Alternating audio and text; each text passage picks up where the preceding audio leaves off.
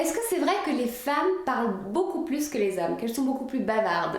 C'est une idée reçue, un cliché, un stéréotype, et on va l'explorer dans cette vidéo, on va voir est-ce que c'est un fait avéré. Prêt? C'est parti!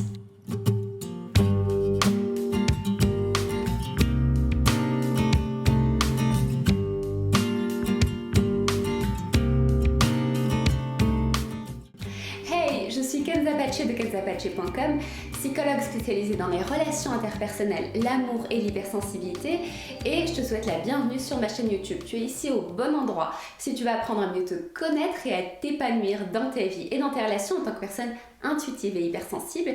Et si c'est pas encore fait, pense à t'abonner à ma chaîne en cliquant sur le bouton qui est juste en dessous et active les notifications, comme ça je te préviens dès que je publie une nouveauté. Alors on dit que les femmes parlent beaucoup, que les hommes sont mystérieux, taiseux, et cette idée reçue en fait véhicule que les femmes sont plus bavardes, qu'elles ont la langue pendue, qu'elles ont besoin de parler sans cesse, d'extérioriser.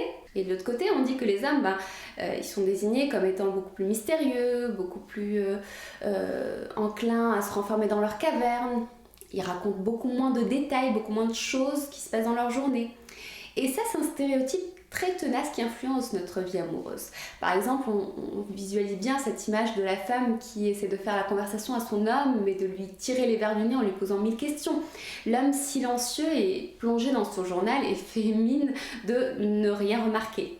On entend encore et encore les hommes se plaindre que les femmes passent des heures à papoter, qu'elles restent pendues au téléphone pendant des heures, qu'elles ont besoin d'extérioriser, de discutailler, même de pinailler en fait sur des détails pendant des heures et des heures. Et vice versa, on entend beaucoup de femmes se plaindre de se sentir seules dans leur couple. Parce que leur homme est tellement silencieux, qu'il dit rien, il raconte rien, et elles ne savent rien de lui. Alors est-ce que c'est un cliché avéré ? Avant de regarder ce qu'en dit la science, j'aimerais savoir qu'est-ce que tu en penses toi. Qu'observes-tu autour de toi? Si tu es une femme, te perçois-tu toi-même comme étant quelqu'un qui aime parler, quelqu'un de bavarde? Et inversement, si tu es un homme, as-tu l'impression d'être avare dans ta parole? As-tu déjà rencontré cette différence dans ton couple? L'as-tu déjà vécu? Alors, regardons maintenant d'un peu plus près ce stéréotype. Qu'est-ce qu'en dit la science? Alors, est-ce qu'il y a vraiment des données qui valident ce cliché? Une recherche rapide sur Internet semble effectivement confirmer que les femmes prononceraient 20 000 mots contre 7 000 mots pour les hommes par jour. C'est presque 3 fois plus. Effectivement, ça semble venir renforcer le cliché. Mais quand on pousse un petit peu plus la recherche, on réalise qu'en fait, ces données ne s'appuient sur aucune étude sérieuse et que ce sont simplement des informations qui n'ont pas été vérifiées. C'est un chiffre aléatoire qui est tiré d'un best-seller américain et du coup qui a été relayé par les médias. En même temps, c'est très difficile de vérifier quantitativement si les femmes parlent plus que les hommes. Mais il y a des chercheurs qui ont essayé. On voit qu'effectivement il y a des études en psychologie, notamment une équipe de l'université de l'Arizona qui a fait une expérience auprès d'un groupe d'à peu près 400 étudiants américains et mexicains. Donc ils leur ont placé, avec leur accord, un petit micro mouchard qui enregistrait de façon aléatoire et imperceptible leur conversation. Donc le micro s'activait aléatoirement toutes les 12 minutes et enregistrait 5% de leur conversation quotidienne. Les scientifiques ont ainsi récolté une dizaine de jours de conversations quotidiennes à analyser, ce qui constitue un échantillon suffisant à analyser. Le résultat, c'est qu'en fait, les femmes ont prononcé en moyenne 16 215 mots par jour contre 15 669 mots pour les hommes. Ça fait une différence de 546 mots entre les deux sexes. Alors, cette différence n'étant pas significative, mais en même temps, ils ont trouvé qu'il y avait plus de variabilité entre les individus, quel que soit leur sexe. Aussi bien dans le groupe des hommes que le groupe des femmes, en fait, les résultats n'étaient pas homogènes. Donc, la différence de mots prononcés ne dépend pas du sexe. Ça veut dire quoi? Ça veut dire que ce n'est pas être un homme ou une femme qui fait de toi une personne bavarde ou taiseuse. Parler trop n'est pas une affaire de genre. Il y aurait donc autant d'hommes pipelettes que de femmes. Qu'est-ce que tu en penses? Franchement, moi personnellement, je trouve ça assez cohérent. Parce que le fait de parler, ça fait partie d'un trait de l'extraversion. C'est une chose que d'autres études encore en psychologie ont démontré. Et là, on trouve encore qu'il n'y a aucune différence significative dans l'extraversion en fonction du sexe. Il y aurait autant d'hommes extravertis que de femmes extraverties et vice-versa. Et on sait que l'extraversion, c'est un trait de caractère qui fait que l'on va beaucoup plus vers l'extérieur, qu'on a un lien direct avec le monde, qu'on puise son énergie dans la relation directe à l'objet extérieur.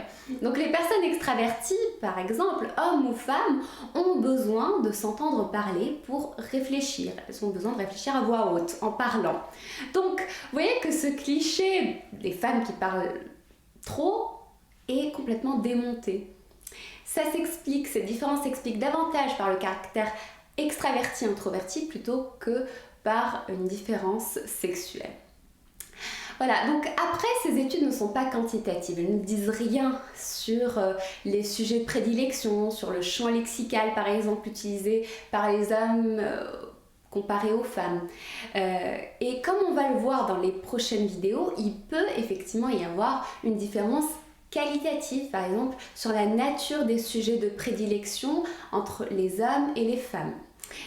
D'ailleurs, les plaintes dans des thérapies de couple, en fait, tournent autour de ces thématiques. Par exemple, les femmes viennent souvent en thérapie et expriment une frustration parce que leur partenaire ne se montre pas disponible, ne se montre pas soutenant, et elles expriment souvent un besoin de connexion émotionnelle plus important, alors que les hommes se plaignent souvent de la fréquence et de l'intensité des disputes, et ils se plaignent beaucoup des émotions négatives envahissantes et de l'excès de drama des femmes qui a tendance à leur prendre la tête. Et le fait qu'il n'y a pas assez de sexe dans la relation. Donc tout ça, on va l'explorer dans le prochain épisode la semaine prochaine. On va explorer ces points en essayant de comprendre plus en profondeur pourquoi les hommes et les femmes semblent se plaindre de choses différentes dans leur couple en amour et quelles sont les véritables différences à prendre en compte dans ton couple qui peuvent expliquer ce décalage et parfois cette incompréhension. Voilà, d'ici là, si tu as besoin de mon aide pour oser une vraie transformation dans ta vie et dans tes relations, pour sortir de tes schémas d'échecs amoureux répétitifs, pour dire un stop au schéma de dépendance affective et gagner ton autonomie affective pour vivre ta plus belle histoire d'amour, rejoins-moi dans la Happy Heart School. La différence avec mes vidéos YouTube, c'est que dans la Happy Heart School, je t'accompagne pas à pas dans un parcours personnalisé pour t'aider à transformer ta vie amoureuse de l'intérieur. Le lien est juste en dessous dans la description de la vidéo.